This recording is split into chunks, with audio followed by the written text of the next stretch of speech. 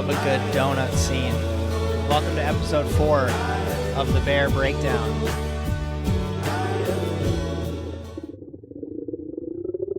I haven't been to this specific donut shop.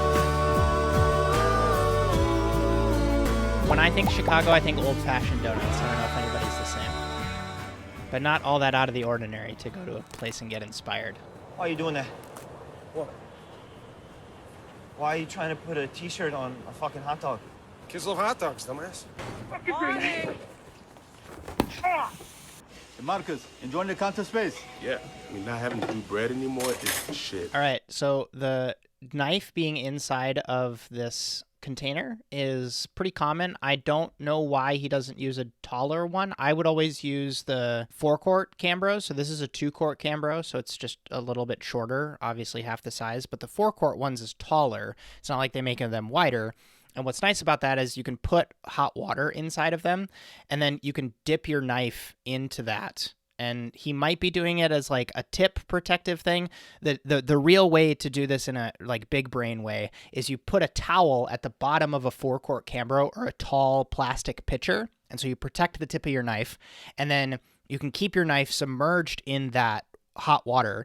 And then that, because a lot of frostings for cakes are made with some sort of fat or sugar, the fat melts when the knife is hot and the sugar dissolves when the knife is hot. And so then you can have another knife and wipe the knife so that you can have a clean cut when you go to make your cake slice, versus if you were to just go from slice to slice to slice, you would have little itty bitty crumbs and frosting pieces on the top of the slice of the cake. And so he's doing this so that he can get a cleaner slice out of each piece. Chef, new prep list is up. Please check it out. Thank you.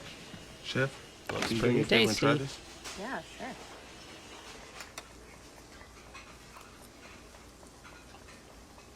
Oh, Good one? great. Well, hi. I answer to Jeff, the system. Listen, I'm not trying to be a tight ass. I get what it's like to be a woman in the kitchen Do you know and what it's have like to be a woman in the kitchen? Wow, that's amazing. Listen, I have been in this kitchen since before you were born, so just back the fuck off. I'm the worst person to commentate on this Kitchen. Wow, that's because, one, don't have experience being a woman in a kitchen. so just back the fuck off. If you do and you have thoughts to share, the comment section is a great place to post that, because I'm not against hearing those thoughts. I just don't feel qualified to speak on that. And then secondly, I've more often been in Sydney's position than not. I have yet, when I'm in my 50s and I'm working with kids who are 20 years old, I'll be able to comment on this scene. But currently, I've always been in the reverse. And thank goodness, when I did become a manager and have managed teams before, it's mostly people around my age, plus or minus 10 years. And so it's not a situation where I'm directly talking to people who are, to her point, before I was born. I mean, nobody doesn't love that first bite of a donut. It used to be my favorite when I was a kid. Sweet tooth. I think just that's love Daniel looking at Patterson. them. You can't see it on screen right now, but when I press play again, I think it's Daniel Patterson down here in the bottom left where it says the bear. As a kid, I think it's Daniel Patterson. Sweet tooth. yeah. Pantone colors? I was thinking maybe I could do a classic donut for the beef. On top of my other stuff, of course. Yeah. But, I mean, I think it could be hot. Yeah, I mean, donuts are deceptively hard, but, you know, require a lot of equipment, too. I don't know if this is the most stocked place in the world. I want it to be perfect. Like that plum. This is not the worst idea in the world, to have like a small production of something that someone in the team is excited about making, like a donut. But see the way that these two people, based on their experience level, are thinking about it from a different way. Sydney immediately goes towards, we don't have enough space for this. We don't have the right equipment for this. This is going to put a lot of operational strain on the team. And Marcus is just like, yeah, but it would be really inspiring. This would get me really excited. It could be a limited edition thing, blah, blah, blah, blah, blah. When you're working in some of these places and you don't feel like you can bring your ideas to life, sometimes that's not the point. And I know I've come full circle on all of this. I've been in Marcus's position and I've been in Sydney's position. If you have a good idea It's sometimes better to just keep it in your back pocket because you'll have a time when you can host pop-ups. You'll have a time when you're instructed to write a menu. You'll have a time when someone says, okay, it's time. You're going to come up with a concept. What do you want to have on the menu? You'll do a private dinner for someone and they'll say, just do whatever you want. We're excited to see what you make. It's hard for me to say that because it's really easy to get impatient because all you want to do is do something that inspires you, and it feels incredibly unmotivating to sometimes cook someone else's food. But if it's going to come at the expense of the entire ship going down, it can sometimes be not worth it. If you're into it, then I'm into it. And this Let is me know what dope. you need for help, all right? All right, gladly. Thank you, Chef. She says he can do it. Good luck. All right. All good, Chef. Cool.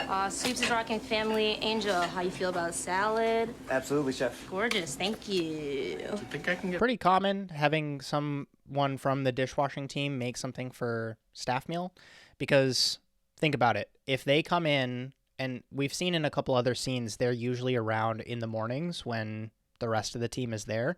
So if they're washing dishes all day, by the time that everybody's kind of done with the big meaty part of their prep and service hasn't started yet, and so there aren't a ton of dishes from customers yet, then there is this kind of downtime where making something simple like a salad can be a really good thing to take off the rest of the team. And especially if you can prep it in, a back corner of the kitchen, that can be helpful and make sure that the staff meal rounds out all the way instead of just putting more pressure on the line. Family today? Neil, you don't work here.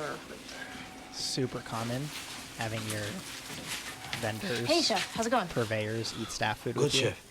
Try a new chocolate cake? Oh, yeah. So you didn't make any of these ones, or are these the ones you made? Oh, that's nice. Do you talk about feel? Yeah. Yeah, see, this one is good. It's like, That one's good? yeah. You know when you go to your grandma's house and she has the cushion on the top of the toilet seat? Hey, what's up, Jagger? Hey, what's going on, Frank? Good to see you. New York, that's right. I really like this scene because, I don't tell this story all that often, but that's how I first got into cooking. So my birthday's in December, and my mom, because of Christmas time, there was always so much other family stuff going on, and so I kind of always got shafted on my birthday. And so what she would let me do is have a half birthday party for myself in the summertime because the weather's nice and all my cousins were off school, and so I would host like a party at my house and I would cook for it. But it was like a party for me, but I got to cook the whole time.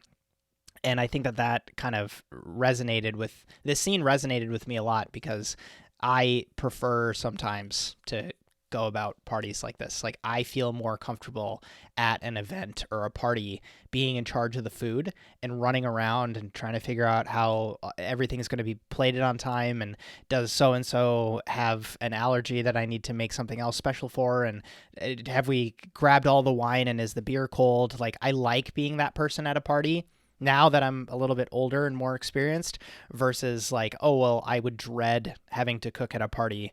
Like, I like that I can just kind of be constantly moving around and in charge of other things at a social gathering versus just standing. You're also so much more appreciated at the party because you're providing the food.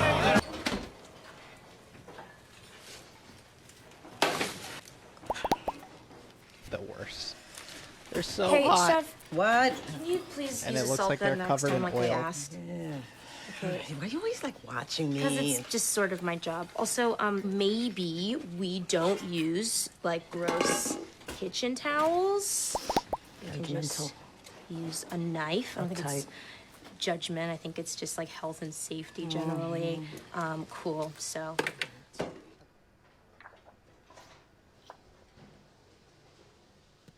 So he's blooming gelatin there. That's what you just saw him curl, is a sheet of gelatin, and you put it in some ice water to kind of soften it up a little bit. It's called blooming, and then you can incorporate it into something a little bit warmer, dissolve the gelatin, and then when you cool it again, it will harden and gel. Kind of not a great texture on that cake. I don't know. It's hard to say. I'm not a pastry chef. I don't know what kind of frosting that is. Okay, chefs, let's get ready to taste the potatoes.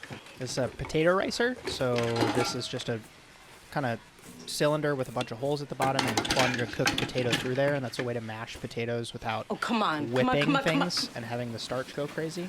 All right, so if you ever have cream or milk kind of boil like crazy over, so she's making potato puree, which is kind of a combination of riced potatoes, so you cook them and push them through the thing, and then you add butter and then usually milk or cream, and then some seasoning. Sometimes you'll season this milk.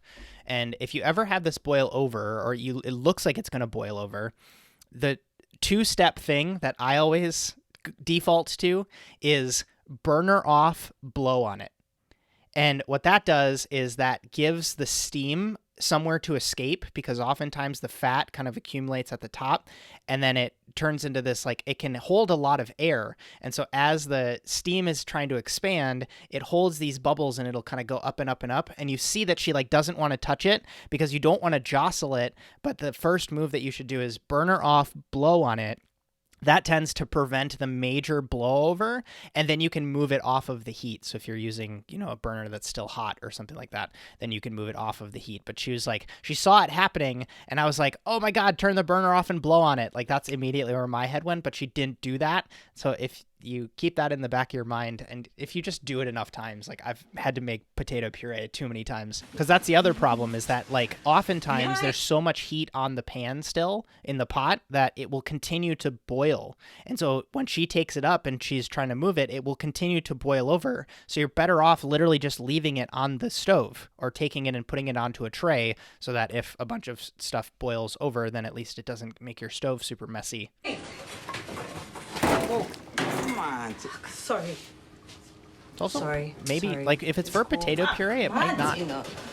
It like looked like it just came up to a boil. So I don't know. Depending on if it was milk or cream, it might not be like completely unusable. If it was like burnt on the bottom, that's not good. But because you're incorporating it into something like potato puree, like it still might be okay. Again, correct me in the comments if I'm wrong, but I probably still would have used that.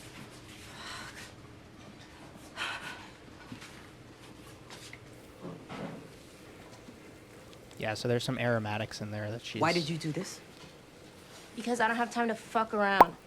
You're welcome, chef. So yeah, like I said, there's some aromatics and some seasonings in there. And again, she still... Yeah, see? So she still had some skin on the bottom there. Oh, maybe she didn't have aromatics in hers, but when Sydney did it, she did. Come on. Chef, cut those into potatoes. 1 minute. All right, so this is, decently common. So you have cast iron on the bottom, and it looks like there's chicken in there, and then you have another saute pan on top. You'll often see things like the duck press, which is a pretty common just piece of gear that's a weighted, flat thing, and they're smaller so that you can put it on individual pieces of protein, obviously meant for duck breasts originally, as they cook, because oftentimes when you'll have, so like if this is if my hand is the fat side of something, when I put it down in the pan, it'll curl like this, and then you'll have the edges get browning. Underneath is just steaming because it doesn't have contact with either the pan or fat to conduct the heat up into it. And so it's by definition not getting hot enough to get any Maillard reaction happening on it. And so to avoid that, you press something on top of it that's weighted so that as it curls up, you press it down, and so you get that even sear on something. What I would always do if I was going to use, because I have used saute pans before, I would use a piece of foil, because I just always felt it was a little bit more sanitary than having the bottom of a saute pan go on my protein, because especially looking at something like this that doesn't get cleaned to be like perfectly silver again every single time that you scrub it. And that's why the duck press, I think, was probably grew in popularity, is because it was something that was not a pan on top of your protein. But that's just my preference. Call me a weirdo.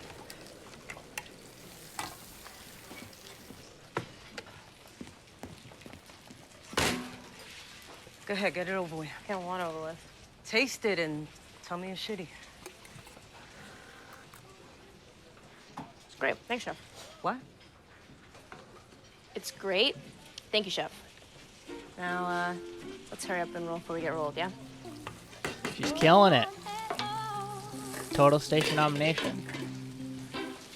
Thank you, Chef. Chef. Ooh, the first acknowledgement, and it's because she's killing it. She's getting it.